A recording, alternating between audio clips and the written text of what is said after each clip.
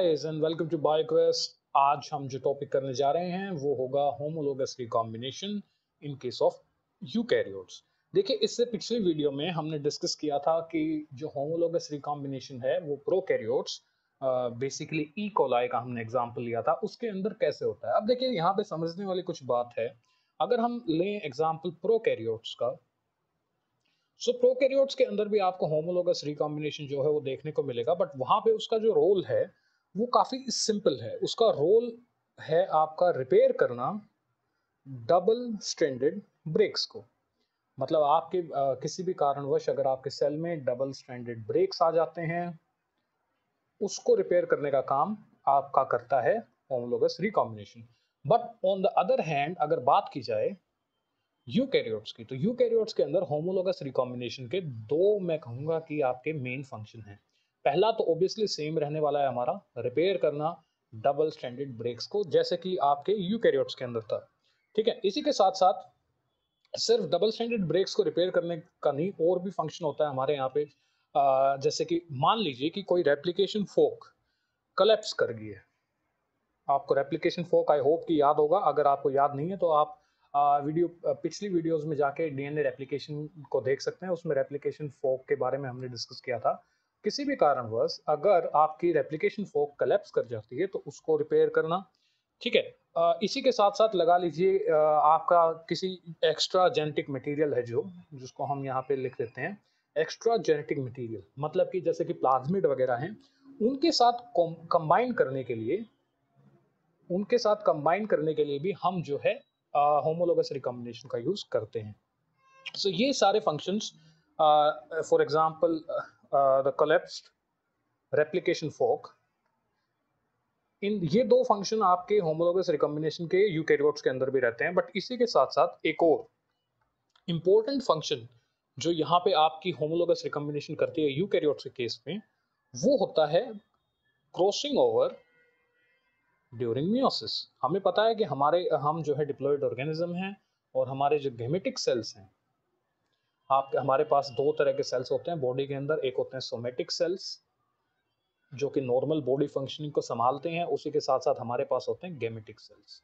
जो gametic cell, for example लगा लीजिए आपके पास यहाँ पे स्पर्म है और ओवम है, तो ये जो है ये आपके गेमेटिक सेल्स हैं, ये आपके हैप्लॉइड होते हैं।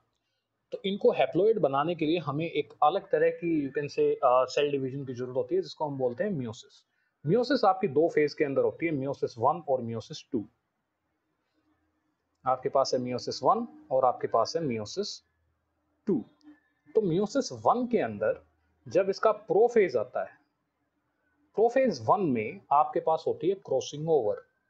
तो क्रॉसिंग ओवर के टाइम पे आपको होमोलोगस रिकॉम्बिनेशन देखने को मिलेगी यूकैरियोट्स के अंदर।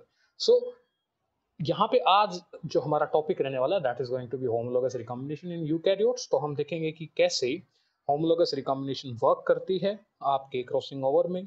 सो इससे पहले आइए समझते हैं कि कैसे फंक्शनिंग होती है यहाँ पे हमारी सेल्स की। तो जैसा कि मैंने अभी मेंशन किया था, हम सबसे पहले देखते हैं आपके मियोसिस 1 के प्रोफेज 1 को। तो यहाँ पे हमारे पास जो है पिक्चर अवेलेबल है, एक डायग्राम के थ्रू हम इसको समझने की कोशिश करेंगे। तो जैसा कि आप देख रहे हैं, ये हैं stages of meiotic prophase 1। So basically हम हैं मियोसिस 1 के प्रोफेज 1 में। यहाँ पे एक्चुअली आपके पास जो प्रोफेज 1 है उस पे हम मेनली जो है हमारा फोकस रखने वाले हैं, that is going to be target. Prophase 1 हमें पता है, देखिए प्रोफेज जो है आपका डिवाइडेड होता है 5 अलग अलग फेजेस में। वो 5 अलग अलग फेजेस कौन से हैं? आपके पास है leptotene, zygotene, pachytene, diplotene and diakinesis. तो ये 5 अलग अलग आपके पास प्रोफेज 1 के पार्ट्स होते हैं। इनके बारे में डिटेल जो है हम जब सेल डिवीजन करेंगे तब उसमें हम इनको डिस्कस करेंगे, obviously leptotene, zygotene, pachytene and diplotene को। लेकिन यहाँ पे हमें ये देखना होगा, हमारे पास जो मेन यहाँ पे पेकाइटीन है, पेकाइटीन के अंदर आपको देखने को मिलेगी क्रॉसिंग ओवर। यहाँ पे हमें क्या देखने को मिलेगी? Crossing over. और क्रॉसिंग ओवर के दौरान यहाँ पे होमोलोगस रिकॉम्बिनेशन जो है वो हमारा मेन रोल प्ले करने वाली है। यहाँ पे मेंशन भी है, जैसा कि आप देख सकते हैं, पेकाइटीन के अंदर क्रॉसिंग ओवर जो है वो शुरू होती है। और यहाँ पे एक और चीज बनती है जिसको बोलते हैं साइनेप्टोनिमल कॉम्प्लेक्स। ये भी अगेन मैं बताना चाहूँगा कि ये हम डिस्कस करेंगे आपके जब हम सेल डिवीजन कर रहे होंगे, उसके अंदर हम साइनेप्टोनिमल कॉम्प्लेक्स को डिस्कस करेंगे कि ये क्या होता है, कब बनता है, क्या फंक्शन है। इसी के साथ साथ यहाँ पे चिज़्मा फॉर्मेशन भी होती है या आप काइज़्मा बोल सकते हैं। काइज़्मा बेसिकली मीन्स कि जो आपके दो क्रोमोसोम हैं, जैसा कि आप यहाँ पे देख सकते हैं, वो एक दूसरे के साथ क्रॉस ओवर करते हैं। कुछ इस तरह की फॉर्मेशन होती है, एक्स फॉर्मेशन। तो यहाँ पे काइज़्मा फॉर्मेशन होती है। तो बेसिकली पैकाइटीन के अंदर क्रॉसिंग ओवर शुरू होती है और डिप्लोटीन के अंदर लगभग खत्म हो जाती है। तो इसी के दौरान आपकी जो डिप्लोटीन है, इसके दौरान आप देखिए, आइए देखते हैं कि क्या होता है होमोलोगस रिकॉम्बिनेशन के दौरान। तो ये आपके पास यहाँ पे हम इसको अगेन इसको समझने के लिए भी हम एक डायग्रामेटिक तरीके से हम इसको समझने की कोशिश करेंगे। तो जैसा कि आई होप कि आप यहाँ पे देख पा रहे होंगे, आइए इसे थोड़ा सा मूव कर देते हैं।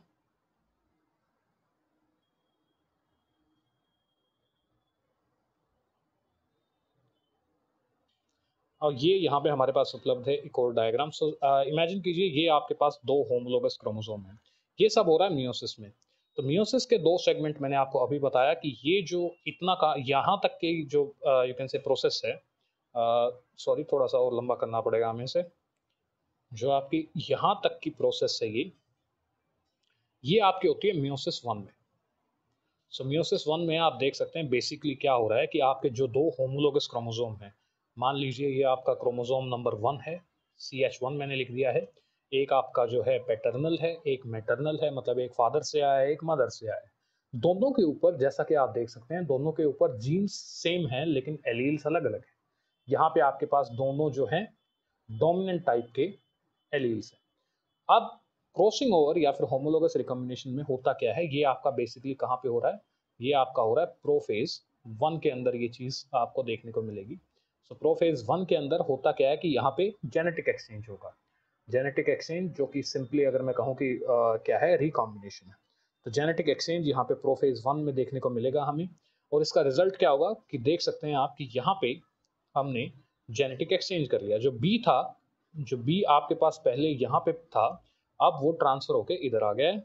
और जो स्मॉल बी यहाँ पे था वो इधर आ गया है। सो यहाँ पे थोड़ा सा ये जो जेनेटिक एक्सचेंज है इसको हम कहते हैं रिकॉम्बिनेशन।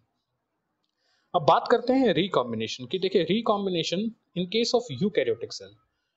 ओके, ये जो आगे वाला स्टेप है, ये जो प्रोसेस है, यू कैन से यहाँ से लेके यहाँ तक वाली जो प्रोसेस है आपकी, ओके, इस प्रोसेस ये आपकी होती है मियोसिस 2 में। सो मियोसिस के दो पार्ट्स हैं आपके पास, मियोसिस 1 और मियोसिस 2।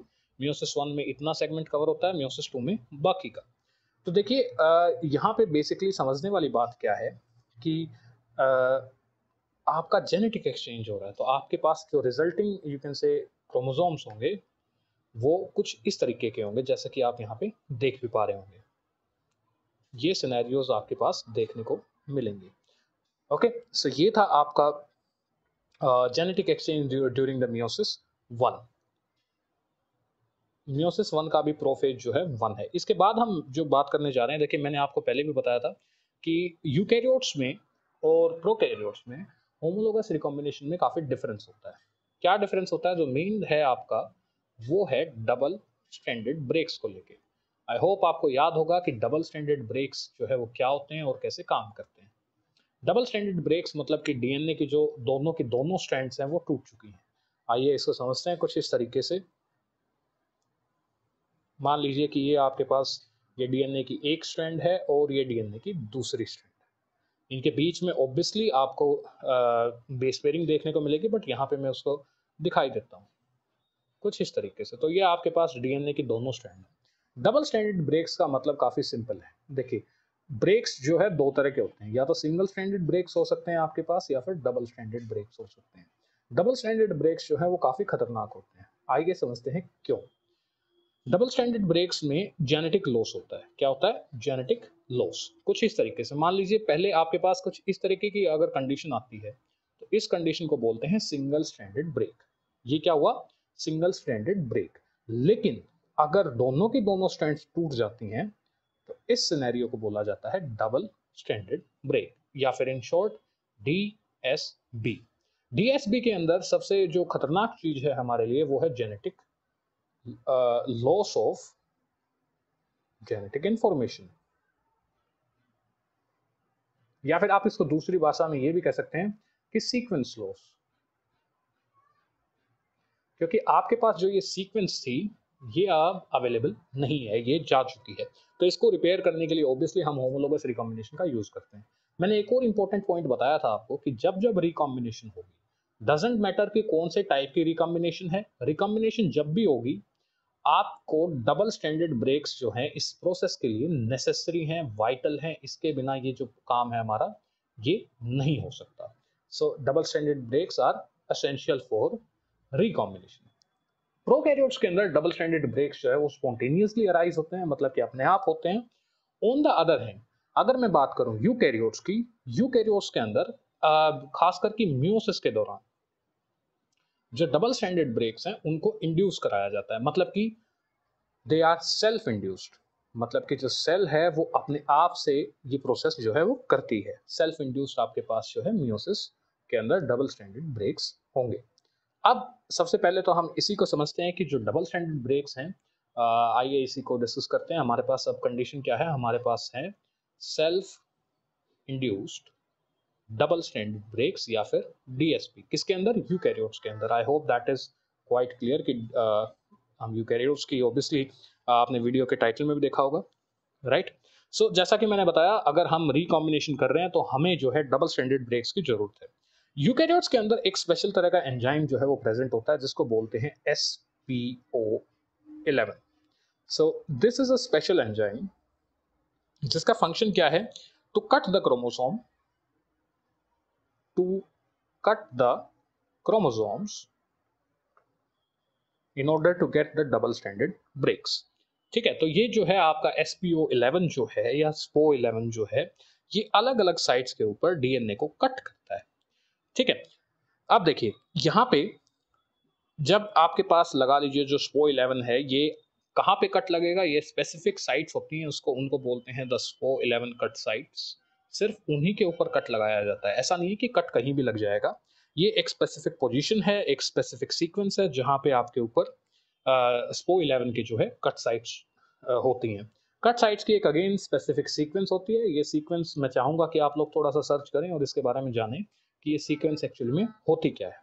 सो इस सीक्वेंस के ऊपर जब कट लगता है उसके बाद आप हमारे सेल के अंदर जो है क्या प्रेजेंट है, डबल स्टैंडर्ड ब्रेक्स जो है आपके अवेलेबल। SPO11 जो है आप देखिए कैसे काम करता है ये समझते हैं। SPO11 जो है एक सिंपल मैकेनिज्म को फॉलो करता है जो हम यहाँ पे एक डायग्राम के थ्रू समझने की कोशिश करेंगे, जैसा कि आप यहाँ पे देख भी पा रहे होंगे। So this is how SPO11 creates the double stranded breaks required for meiosis. सो जैसा कि मान लीजिए कि यहाँ पे ये है आपकी वो SPO11 की कट साइट। यहाँ पे ये क्या है आपके पिंक कलर में जो मैं दिखा रहा हूँ, this is SPO11 cut site. तो इसके ऊपर बेसिकली होता क्या है कि आपका जो SPO11 है वो यहाँ पे आके बाइंडिंग करेगा, क्योंकि ऑब्वियसली वो इसको रिकॉग्नाइज करेगा, इसके ऊपर बाइंडिंग करेगा।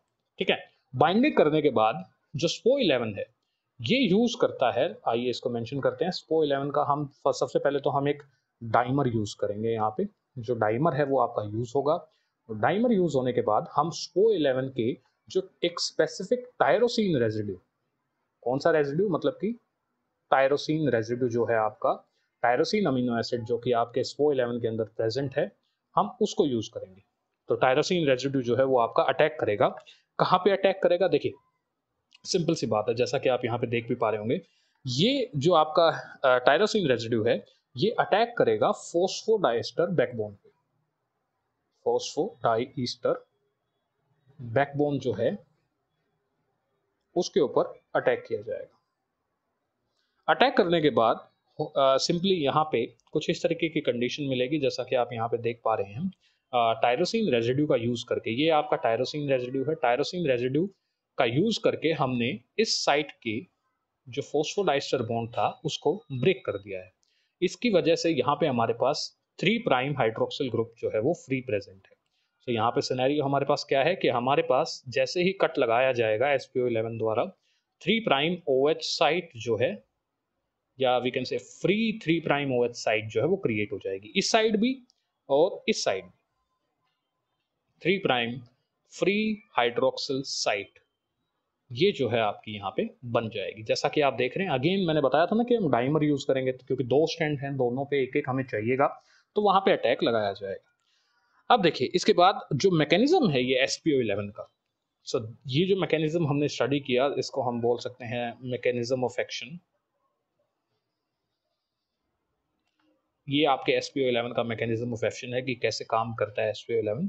ये काफी सिमिलर है, किससे सिमिलर है? Mechanism of topoisomerases. आपको याद होंगे टोपो आइसोमरेसिस, इनका फंक्शन क्या होता था? To deal with the super coils. जो आपके डीएनए के अंदर सुपर कोइल्स आ जाती हैं, उनके उनके साथ डील करने का काम जो है वो आपके किसका होता है? टोपो आइसोमरेज का। तो टोपो आइसोमरेज और spo11 जो है वो लगभग एक ही तरह का मैकेनिज्म यहाँ पे फॉलो करते हैं। इसके बाद और यही मैकेनिज्म जो यू कैन से आपका spo11 का है, सेम मैकेनिज्म जो है बाकी अदर रिकॉम्बिनेजेस जो हैं, जो कि आपके यूज होंगे साइट स्पेसिफिक रिकॉम्बिनेशन में, उनका MOA या फिर मैकेनिज्म ऑफ एक्शन भी सेम होता है। तो बेसिकली आपके जो रिकॉम्बिनेजेस हैं, आपका जो spo11 है और टोपो आइसोमरेजेस हैं, इनका मैकेनिज्म ऑफ एक्शन कुछ हद तक सिमिलर रहता है। अब आइए बात करते हैं द रिकॉम्बिनेशन पाथवे। इस पाथवे को हम बोलते हैं, क्योंकि अब हम मियोसिस के अंदर डिस्कस कर रहे हैं, तो हमारा यहाँ पे जो टॉपिक होगा that is going to be the meiotic recombination pathway. क्योंकि देखिए डबल स्टैंडर्ड ब्रेक्स का रिपेयर करना तो सेम ही है, वो प्रोकैरियोट्स और यूकैरियोट्स के केस में आपको दोनों के अंदर सिमिलर सिनेरियो जो है देखने को मिलेगा, बट डिफरेंस कहाँ पे आता है? जब मियोसिस के अंदर रिकॉम्बिनेशन होती है। तो उसको समझने के लिए हम यहाँ पे मियोटिक रिकॉम्बिनेशन, जो आपका मियोटिक रिकॉम्बिनेशन पाथवे है उसको देखेंगे। अब जैसा कि आप देख सकते हैं यहाँ पे हमारे पास मियोटिक रिकॉम्बिनेशन पाथवे जो है अवेलेबल है। इसके अंदर सबसे पहले देखिए मैं कुछ बताना चाहूँगा यहाँ पे, अगर आपको याद हो तो पिछली बार लास्ट वीडियो अगर आपने नहीं देखी तो आप जाके देख सकते हैं। मैंने बताया था कि रैक ए जो है उसका होमोलोगस हमारे पास दो होते हैं, रैड 51 होता है और DMC1 होता है। जो आपके पास प्रोकैरियोट्स के अंदर रैक BCD कॉम्प्लेक्स था, उसका यहाँ पे हमारे पास जो यू कैन से जो सेम फंक्शन यहाँ पे परफॉर्म कर रहा है उसको हम बोलते हैं the MRX complex. Okay, double standard breaks prokaryotes के अंदर स्पॉन्टेनियस थे, बट यहाँ पे हमारे पास spo11 जो है वो अवेलेबल है, जिसका फंक्शन क्या है कि डबल स्टैंडर्ड ब्रेक्स को इंड्यूस करना। तो बेसिकली आपके पास हो क्या रहा है, जैसा कि आप देख सकते हैं यहाँ हमारे पास है spo11 जिसका फंक्शन क्या है? To introduce the double standard breaks. वो यहाँ पे मान लीजिए ये आपकी spo11 साइट है, इसको लिख भी देते हैं हम ताकि हमें कोई दिक्कत ना हो समझने में। यहाँ पे आपका जो है spo11 जुड़ेगा। यहाँ पे ही क्यों जुड़ेगा? क्योंकि यहाँ पे होती है आपकी spo11 कट साइट। तो इस कट साइट के ऊपर आपका spo11 जो है वो ज्वाइन करेगा। यहाँ पे ज्वाइन करने के बाद देखिए spo11 का फंक्शन क्या था? इसका फंक्शन काफ़ी सिंपल था, डबल स्टैंडर्ड ब्रेक्स को इंड्यूस कराना। Double standard you can say double standard breaks को इंड्यूस कराने के बाद सबसे पहले अगर मैकेनिज्म की मैं बात करूं तो इनको एक बार ऊपर रखते हैं और मैकेनिज्म जो है उसको यहाँ पे डिस्कस करते हैं। सबसे पहले आपके पास क्या है? spo11 cut site. spo11 cut site को रिकॉग्नाइज कौन करेगा? रिकॉग्नाइज्ड बाय ऑब्वियसली spo11 या फिर spo11 जो है इसको रिकॉग्नाइज करेगा। spo11 का फंक्शन क्या है? इंट्रोड्यूस डबल स्टैंडर्ड ब्रेक्स, मतलब कि जो आपका डीएनए है उसके अंदर डबल स्टैंडर्ड ब्रेक्स को इंट्रोड्यूस कराना। तो यहाँ तक आपके spo11 का फंक्शन जो है वो कंप्लीट हो गया है। इसके बाद spo11 एक और चीज करता है, जैसे ही आपका ये वाला पोर्शन जो है वो कंप्लीट हो जाएगा, इसके बाद हमारा जो spo11 है ये एक फंक्शन और करता है। वो फंक्शन क्या है? ये रिक्रूट करता है MRX कॉम्प्लेक्स को। जैसा कि आप डायग्राम में भी देख पा रहे होंगे, हमारे पास MRX कॉम्प्लेक्स जो है यहाँ पे, जैसा आप देख रहे हैं MRX कॉम्प्लेक्स को यहाँ पे इंट्रोड्यूस किया जा रहा है, रिक्रूट किया जा रहा है। किसके द्वारा? spo11 के द्वारा। सो रिक्रूटमेंट होते ही जो MRX है इसका मैकेनिज्म ऑफ एक्शन MOA, मैं माफी चाहूंगा मैंने गलत यहाँ पे थोड़ी सी spelling mistake. Mechanism of action of MRX complex is quite similar to the mechanism of action of RAC BCD। जो प्रोकैरियोट्स की वीडियो में हमने अभी जब हम रिकॉम्बिनेशन इन प्रोकैरियोट्स कर रहे थे तो हमने देखा था कि रैक बीसीडी कॉम्प्लेक्स कैसे काम करता है। रैक बीसीडी कॉम्प्लेक्स का बेसिकली फंक्शन क्या था कि जो आपका यहाँ पे जैसा कि आप देख सकते हैं यहाँ पे दो एंड बनेंगे, राइट। ये होगा आपका 5 प्राइम एंड, ये 3 प्राइम एंड, ये 5 प्राइम एंड और ये 3 प्राइम एंड। तो रैक बीसीडी का काम क्या था, काफी सिंपल सा काम था कि आपका जो ये 5 प्राइम एंड है इसको डाइजेस्ट करना दोनों साइड से, इसको भी डाइजेस्ट करना और इसको भी डाइजेस्ट करना, और क्या क्रिएट करना, 3 प्राइम ओवरहैंग्स। तो यहाँ पे 3 प्राइम ओवरहैंग यहाँ पे भी क्रिएट किए जाते हैं, बट डिफरेंस क्या है कि यहाँ पे हम यूज कर रहे हैं आपका द एमआरएक्स कॉम्प्लेक्स। ओके, अब आगे चलने से पहले थोड़ा सा एमआरएक्स कॉम्प्लेक्स के बारे में जानकारी लेते हैं। सबसे पहले जैसा कि आप देख सकते हैं हमारे पास एमआरएक्स, एक्चुअली इन तीनों का मतलब है एम, आर और एक्स। देखिए जो एम है ये एक प्रोटीन को यहाँ पे डिनोट कर रहा है जिसको बोलते हैं MRE11। जो रेड है इसका मतलब है रेड 50, और जो X है इसका मतलब है XRS2। ये तीन जो है हमारे पास प्रोटीन है जो कि MRX कॉम्प्लेक्स के अंदर इन्वॉल्व हैं। ओके, आपके पास है MRE11, the red 50 and the XRS2। अब इन दो तीनों को कंबाइन करेंगे तो आपके पास कॉम्प्लेक्स कौन सा बन गया, MRX कॉम्प्लेक्स। तो यहाँ पे हमारे पास उपलब्ध है MRX कॉम्प्लेक्स। ओके, अब देखिए MRX कॉम्प्लेक्स का फंक्शन क्या है। रिक्रूट होने के बाद MRX कॉम्प्लेक्स क्या करेगा, it will degrade the 5 prime strand and create 3 prime overhang. तो यहाँ पे देखिए जैसा कि आप देख भी सकते हैं 3 प्राइम ओवरहैंग्स, जो कि यहाँ पे जिनको क्या बोलेंगे, ये क्या है आपके, ये 3 प्राइम ओवरहैंग है। 3 प्राइम ओवरहैंग्स को यहाँ पे इंट्रोड्यूस करवाया गया है। अब 3 प्राइम ओवरहैंग्स को इंट्रोड्यूस कराने के बाद जो स्पो MRX कॉम्प्लेक्स है, MRX कॉम्प्लेक्स एक और चीज भी करता है। जैसे ही MRX कॉम्प्लेक्स रिक्रूट किया जाता है वो जो आपका पहला एंजाइम था SPO11 उसको हटा देता है। जैसा कि आप देख सकते हैं MRX कॉम्प्लेक्स जैसे ही अपनी फंक्शनिंग शुरू करता है SPO11 जो है उसको निकाल दिया जाता है। ओके, और यहाँ पे जो डिग्रेडेशन होती है जैसा कि आप देख रहे हैं यहाँ पे लग रहा है ना कि छोटा सा ही ओवरहैंग क्रिएट किया गया है, ये भी 3 प्राइम एंड है, ये छोटा सा ही ओवरहैंग क्रिएट किया गया है इतना, बट एक्चुअली में इसका साइज जो है वो आपका 1000 बेस पेयर तक, या फिर you can say simply we can say 1 KB तक होता है। इससे लंबा भी हो सकता है बट यूजुअली जो है 1 KB का होता है। तो आपके पास काफी लंबा 3 प्राइम ओवरहैंग जो है वो बनता है दोनों साइड। अब देखिए पिछली बार भी प्रोकैरियोट्स के केस में हमें 3 प्राइम ओवरहैंग मिला था और वहां पे रिक्रूटमेंट हुई थी रैक ए की, लेकिन यहाँ पे हमारे पास रैक ए की बजाय हम यूज करेंगे रैड 51 और DMC1 का। देखिए ये दोनों के दोनों होमोलॉग हैं रैक ए की, लेकिन दोनों का फंक्शन थोड़ा सा अलग है। तो आइए इस पे बात करते हैं। देखिए जो आपके पास यहाँ पे अब रिक्रूटमेंट होगी, नेक्स्ट स्टेप हमारे पास क्या है, रिक्रूटमेंट ऑफ 2 प्रोटीन्स। आपके पास रेड 51 है, देखिए 50 यहाँ पे था, 51 हम यहाँ पे यूज करेंगे। तो रेड 51 की रिक्रूटमेंट हो रही है, उसी के साथ साथ आपके पास DMC1 की रिक्रूटमेंट हो रही है। सो रेड 51 जो है ये एक्सप्रेस किया जाता है दोनों तरह के सेल्स में। दो तरह की सेल्स कौन सी, आपके पास है माइटोटिकली डिवाइडिंग सेल्स और दूसरी आपके पास जो है वो है मियोटिकली डिवाइडेड सेल्स। मतलब कि वो सेल्स जो माइटोसिस कर रही हैं और वो सेल्स जो मियोसिस कर रही हैं, दोनों के अंदर रेड 51 हमेशा प्रेजेंट रहता है। बट जो आपका दूसरा है DMC1, ये DMC1 आपका एक्सप्रेस किया जाता है, expressed only in meiotically dividing cells. मतलब कि इससे हम पता कर सकते हैं, देखिए सिंपल सी बात है, अगर मियोसिस हो रही है तो ये दोनों प्रेजेंट होंगे, अगर माइटोसिस हो रही है तो हमारा सिर्फ रेड 51 जो है वो प्रेजेंट होगा। सो आई होप कि क्लियर होगा आपके पास। तो यहाँ पे फंक्शन काफी सिमिलर है जैसा कि आप यहाँ पे देख भी पा रहे हैं। रेड 51 और ये आपका DMC1 है, ये भी फिलामेंट बना रहा है, यहाँ पे रेड 51 भी जो है फिलामेंट बना रहा है।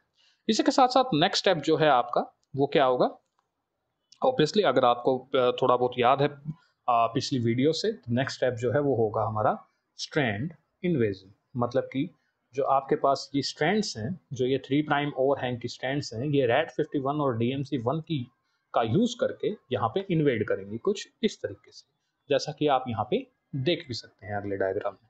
तो इसके बाद ऑब्वियसली काफ़ी सिंपल है, इसके बाद ब्रांच माइग्रेशन होगा कुछ इस तरीके से दोनों तरफ। ब्रांच माइग्रेशन होने के बाद जेनेटिक एक्सचेंज आपका जो है वो हो जाएगा। ओके, जेनेटिक एक्सचेंज जो है दैट इज डन। तो जेनेटिक एक्सचेंज होने के बाद बेसिकली हमारे पास एक ही फंक्शन रह गया, वो है आपके जो ये हॉलीडे जंक्शंस हैं, जो ये 2 एक्स बने हुए हैं, क्योंकि ऑब्वियसली ये स्ट्रैंड भी ऊपर जाके ऐसी हो जाएगी, तो ये जो 2 एक्स बनेंगे जो हॉलीडे जंक्शन है आपके, इनको रिजोल्व करना हमारा अगला स्टेप होगा। लेकिन दिक्कत यहाँ पे ये है कि यूकैरियोट्स के केस में हॉलीडे जंक्शन का रिजोल्यूशन कैसे होता है, इस बारे में अभी ज़्यादा इंफॉर्मेशन जो है वो अवेलेबल नहीं है। तो इसी के साथ हमारा होमोलोगस रिकॉम्बिनेशन जो है वो इन केस ऑफ यूकैरियोट्स कंप्लीट हो गया। एक बार आइए देख लेते हैं कि क्या क्या हमने किया। सबसे पहले हमने बात की कि प्रोकैरियोट्स के केस में रिकॉम्बिनेशन के क्या फंक्शन है, यूकैरियोट्स के केस में क्या फंक्शन है। एक चीज़ मैं इसमें यहाँ पे बताना चाहूँगा, जस्ट अ सेकेंड, आप वापस नीचे चलते हैं। एक चीज़ एक्चुअली हम यहाँ पे लिख सकते हैं। देखिए, सबसे पहली बात, मियोसिस में जब आपकी रिकॉम्बिनेशन होती है, उस रिकॉम्बिनेशन का एक ही मकसद है यहाँ पे। एक्चुअली काफ़ी और भी रोल प्ले करते हैं, बट जो मेन रोल यहाँ पे रिकॉम्बिनेशन का है वो है वेरिएशन क्रिएट करना। वेरिएशन जो है हमें इवोल्यूशन में हेल्प करेगा। ऑब्वियसली अगर वेरिएशन नहीं होगा तो हम इवोल्यूशन जो है वो नहीं कर पाएंगे।